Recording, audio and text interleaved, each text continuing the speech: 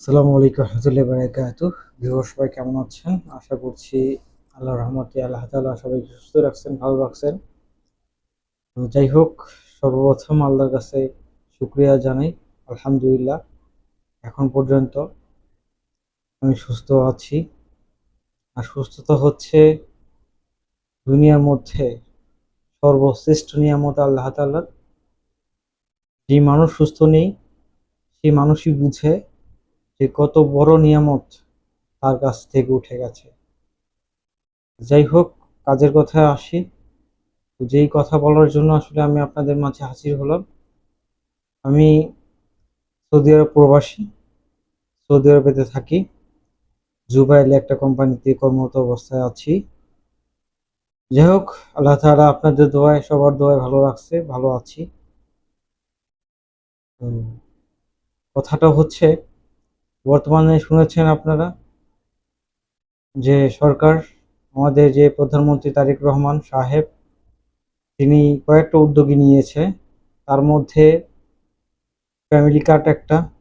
ইতিমধ্যে family card অনেকের মাঝে বিতরণ করে দিয়েছে। আসলে আমার আত্মীয়-স্বজনের মধ্যে আমি যতটুকু জানি, আমি এখন পর্যন্ত শুনিনি যে তারা ফ্যামিলি কার্ড পেয়েছে।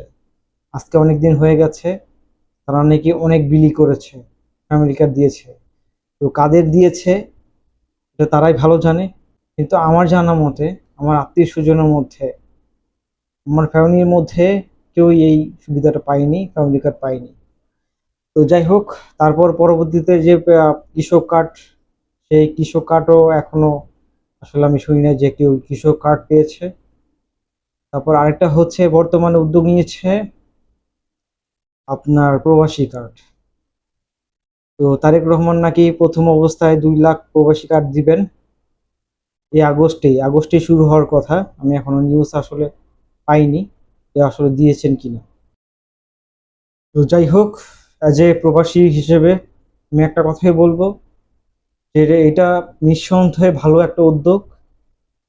বরাবরই আমরা প্রবাসীরা অবহেলিত, নির্যাতিত, তাদের কোনো দাম নেই, কেউই দাম দিতে চায় না প্রবাসীদের। যারা দেশে এত কষ্ট করে রেমিটেন্স পাঠায়, তাদের কোনো আসলে কেউ দাম দিতে চায় না। যাই হোক, আগের অনেক সরকারেও অনেক কিছুই উদ্যোগ নিয়েছিল, কিন্তু এগুলা বাস্তবায়িত রূপান্তরিত হয়নি। অনেক কিছু করে প্রবাসীদের জন্য, অনেক সুবিধা দিবেন, অনেক কিছু করবেন, বিএমইটি কার্ড দিয়ে অনেক কিছু পাবেন, অনেক লোন পাবেন, সহজ শর্তেও লোন পাবেন, অনেক কিছু বলা বলা হয়েছিল, কিন্তু আমরা কোনো সুবিধাই পাইনি। প্রবাসী কল্যাণ ব্যাংক, কিছুদিন আগে আমি একটা ঘটনা বলি। আমি ছুটিতে গিয়েছিলাম, অনেক দিন হয়েছে, প্রায় 1.5 বছর আগে। তো তখন প্রবাসী কল্যাণ ব্যাংকে আমি গিয়েছিলাম লোনের জন্য। তো যাওয়ার পরে সে বলল যে, ভাই আপনি যদি লোন নিতে চান, আপনার পাসপোর্ট লাগবে, আপনার ভিসা কপি লাগবে, এবং 2জন গ্যারান্টার লাগবে। কোন 2জন গ্যারান্টার? সেটা হচ্ছে 2জন ব্যবসায়ী লাগবে, স্থানীয় 2জন ব্যবসায়ী লাগবে। তাহলে আপনাকে আমরা ঋণ দিতে পারি, আদারওয়াইজ আমরা আপনাকে ঋণ দিতে পারবো না।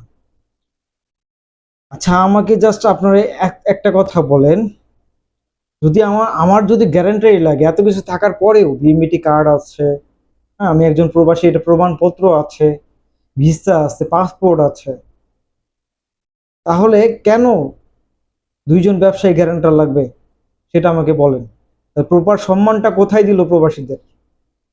প্রপার সম্মানটা কোথায় দিল প্রবাসীদের? তাই আমি আপনাদের কাছে প্রশ্ন, আপনারা একটু বলে যাবেন,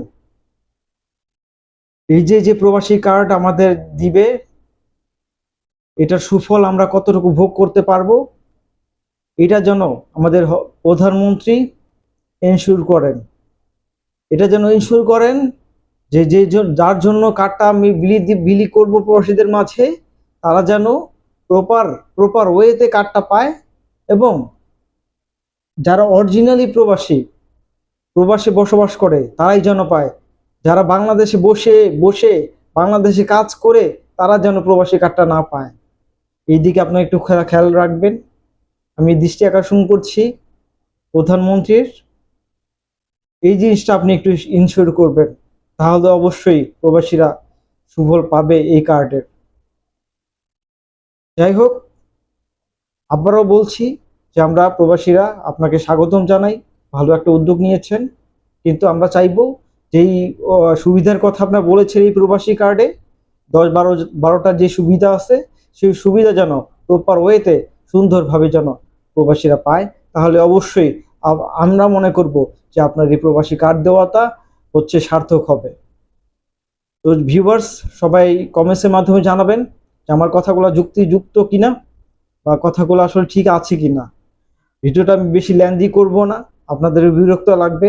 তো আশা করব এই ভিডিওটা আপনারা সবাই শেয়ার করে সবার কাছে ছড়িয়ে দেবেন, যেন এই ভিডিওটা অন্তত সরকারি পর্যায়ে কারো কাছে যায়, সে যেন বুঝতে পারে আসলে ভাই কথাগুলো ভালো ভালো বলেছে, হ্যাঁ, কথাগুলো আসলে যুক্তি আছে। তো সবাই ভালো থাকবেন, সুস্থ থাকবেন। প্রবাসের মাটিতে সবাই অনেকই কষ্টে আছে, সবার জন্য দোয়া করবেন। সবাই ভালো থাকবেন, সুস্থ থাকবেন। আসসালামু আলাইকুম।